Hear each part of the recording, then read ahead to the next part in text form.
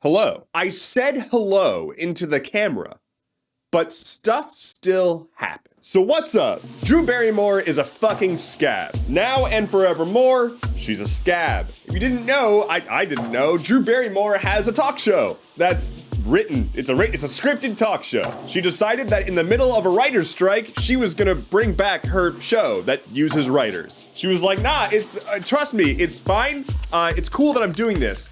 And also, don't worry about it. But the interesting thing about that is that she's a fucking scab. Her own writers are on the picket line outside of her recording, and there's not much more to say here besides Drew Barrymore decided to bring back her show, crossing the picket line, breaking the strike, and is a fucking scab. I don't know have I made it clear yet? I hope that I've gotten that message across. There's a new iPhone. It has USB-C. That's it. Yeah, Apple had their event yesterday and they announced their new iPhone. It's got USB-C because they had to, because EU regulators forced them to. And everything else is like completely unnecessary. It's got a titanium frame.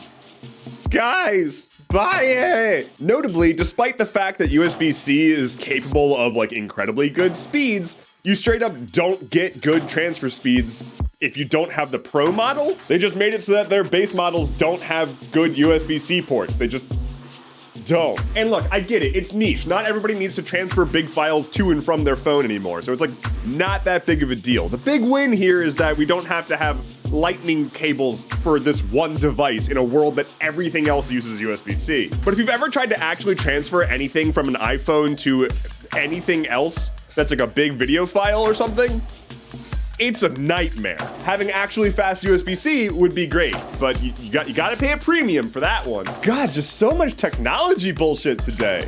Here we go. Have you played a video game? I know I have. Have you played a video game that was made with Unity? You probably have if you play video games. If you're not familiar, Unity is a game engine, kind of like Unreal Engine, and it's especially popular among the indie crowd. And also, Unity just announced a new pricing structure where they're going to charge you based on the number of installs of your game. I want to be clear, not first time installs, not number of people playing your game, number of installs. You will owe the Unity developers 20 cents every time somebody installs your game after a certain amount of income. So that means if one person installs your game and then uninstalls it and then reinstalls it, that's 40 cents. I cannot stress enough how little sense this makes, and developers are not happy about it. They're pretty fucking irate. Some of them are saying that they're just gonna drop Unity forever because this is not the first time that Unity's made some dumb decisions with how you have to pay them. The backlash has been swift and hard, and it'll be interesting to see if they stick with this or repeal it. Like, I cannot stress enough, this makes no sense. Imagine if every time you wanted to search something on Google, it cost you money. But then if you searched the same thing twice, they charged you the same amount both times. Imagine that the way that parking pricing at like an apartment complex or something was charged based on the number of times that you entered your parking spot. I guess that's what a parking meter is. But still, there has been more devastating natural disasters that I kind of have to talk about. It's wild. I was hoping to avoid bummers, but the earth did not want to avoid bummers. Flooding in Libya has claimed thousands of lives, anywhere between 2,000 and 5,000 at the time of recording. A massive storm caused multiple dams to break, which resulted in devastating flooding in the city of Derna. Entire neighborhoods have been washed away. Thousands of people are missing. The death toll is expected to continue to rise. The current higher estimates are like 5,000. It's probably gonna go up into the double-digit thousand. This is of course on the heels of the earthquake in Morocco that claimed thousands of lives, and the destructive hurricane fire of Maui, and all of the hurricanes we've been getting this season. There's nothing you can really do. It's natural disasters. Some of them are caused by climate change. Some of them are just fucking bad luck.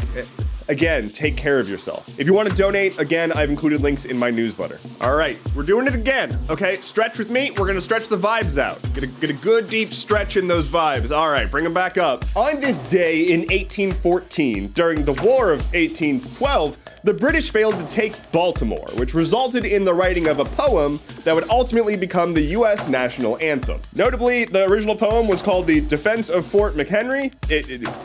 It's American history. I don't need to tell you it was racist. Some of those lyrics from the original poem didn't make their way into the national anthem version of the poem for obvious reasons. Lightning round. McDonald's plans to remove all self-service soda fountains from their shops. Here's the weather. U.S. Republican House Speaker Kevin McCarthy has announced intentions to move forward with an impeachment inquiry against Biden. There's not really a reason to be doing this except for he's getting pressured from his right flank and he's a spineless coward. Joe Biden's not my guy, but really? The escaped murderer in Pennsylvania has been captured. He previously broke into someone's house and got a gun, which was a pretty big threat, but he's captured now. There's gonna be a press conference. The press conference is actually happening as I'm recording this, so details will come out today. A massive antitrust trial against Google has started this week, and this is one of the biggest antitrust, anti-monopoly trials the DOJ has brought against a tech company in like 20 years. The FDA has approved a COVID booster shot for everybody above the age of 5. A major Roblox developer conference was canceled after one of their developers was being unruly, fighting with police, and then had a gun with him in a high-capacity magazine. And finally for today, the race has come to an end, as Nintendo will no longer be updating their Mario Kart Tour mobile game. That is all I have for you today. Thank you so much for watching. Let me know in the comments what you're gonna plug into your brand new iPhone now that it's got USB-C. My name is Endeavorance. I am live tonight on my Twitch. I'll be playing more Paper Mario: The Thousand-Year Door, so I hope to see you there. I'll be back on Friday. Take care and be well.